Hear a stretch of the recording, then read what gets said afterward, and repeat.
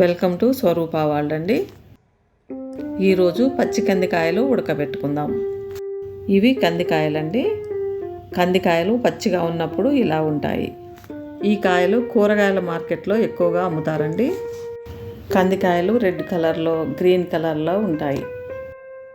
ఈ కాయలు ఎండితే వచ్చే గింజలను కందులు అంటారు. ఈ కందుల నుండే కందిపప్పు తయారవుతుంది. ఈ కందిపప్పుతోనే మనం రోజు ఆకుకూర పప్పులు, సాంబార్లు తయారు చేసుకుంటాము. కంది పంట ఎక్కువగా కర్ణాటక, మహారాష్ట్ర మరియు మన తెలుగు రాష్ట్రాలలో కూడా పండిస్తారండి. కంది చెట్లు 6-7 అడుగుల ఎత్తు వరకు పెరుగుతాయి. పూత దశలో పూలు పసుపు రంగులో ఉండి చూడడానికి చాలా అందంగా కూడా ఉంటాయి. ఈ కాయలు చెట్టు నిండా గుత్తులు గుత్తులుగా కాస్తాయి.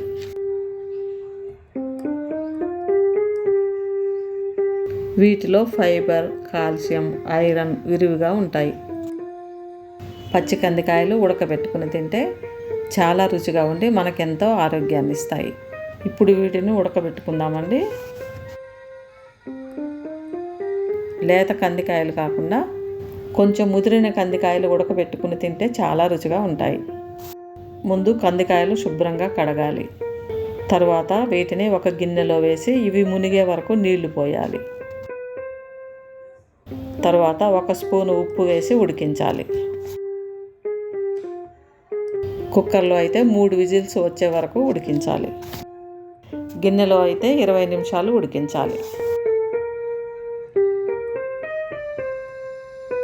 ఇవి చక్కగా ఉడికాయండి. వీటిని చిల్లుల గిన్నెలో వేసుకుందాం. ఏ సీజన్లో దొరికే కాయలు ఆ సీజన్లో తింటూ ఉండాలి. అప్పుడే పిల్లలు, పెద్దలు ఆరోగ్యంగా ఉంటారు.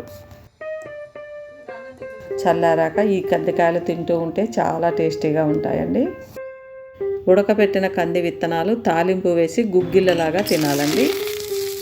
చాలా రుచిగా ఉండి పిల్లలు కూడా ఎంతో ఇష్టంగా తింటారు.